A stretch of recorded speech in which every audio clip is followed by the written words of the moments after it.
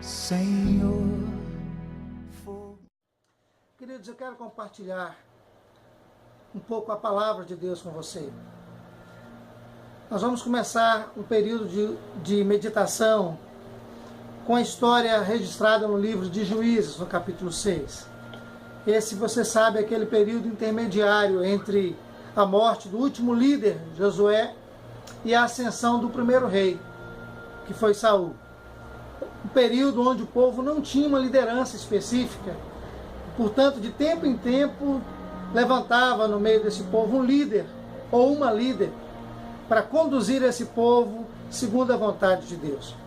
No capítulo 6 de Juízes, nós encontramos o registro triste do abandono desse povo à vontade de Deus.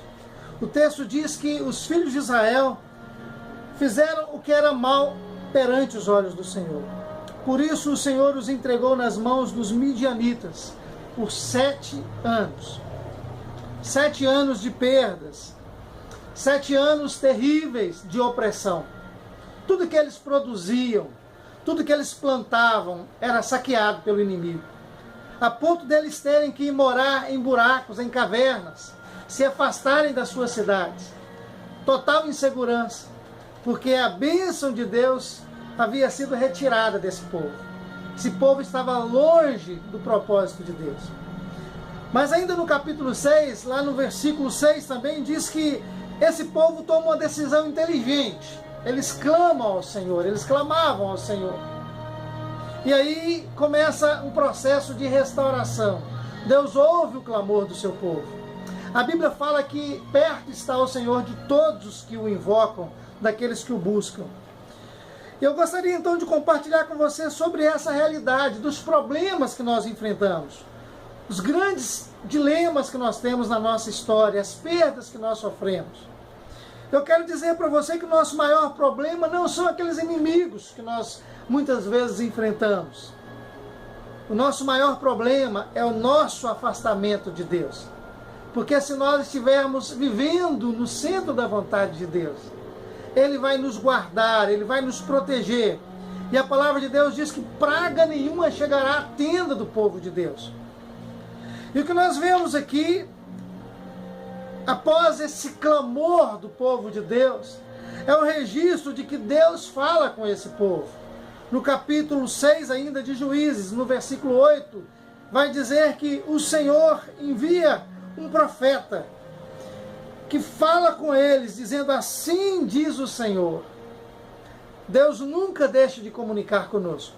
A palavra de Deus é um livro de registro, no registro de Hebreus, no capítulo 1, no versículo 1, diz que outrora Deus falou com o povo através dos profetas, de várias maneiras, mas hoje Deus nos fala através da palavra, através de Cristo, através do Evangelho.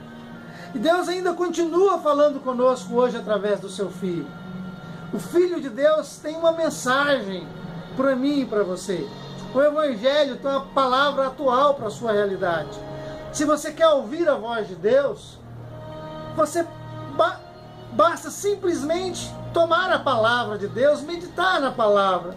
Salmo 119 nos ensina que lâmpada para os nossos pés é a palavra de Deus. E Deus fala conosco através da sua palavra. Segundo o registro que nós podemos observar aqui, interessante, está no versículo 11 do capítulo 6 de Juízes, é que Deus levanta um libertador. Naquele caso, foi um homem chamado Gideão, um líder que Deus levanta para conduzir esse povo para fora do domínio da maldição, em direção à bênção de Deus. Hoje, nós conhecemos um libertador mais forte, mais poderoso, infalível, que é Jesus Cristo. Evangelho de João, capítulo 8, versículo 32, registra que, se pois o Filho vos libertar, aliás, conhecereis a verdade, e a verdade vos libertará. A verdade liberta. E quem é a verdade? Jesus. Ele diz: eu sou o caminho, a verdade e a vida. Ninguém vem ao Pai a não ser por mim.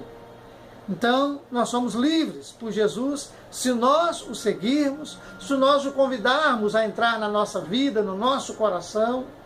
a ser o nosso Senhor, a ser o nosso Salvador, a ser o nosso guia. Logo em seguida, ainda no capítulo 6, a partir do versículo 25, nós encontramos a liderança desse libertador conduzindo o povo para o centro da vontade de Deus. E sabe como começa tudo isso?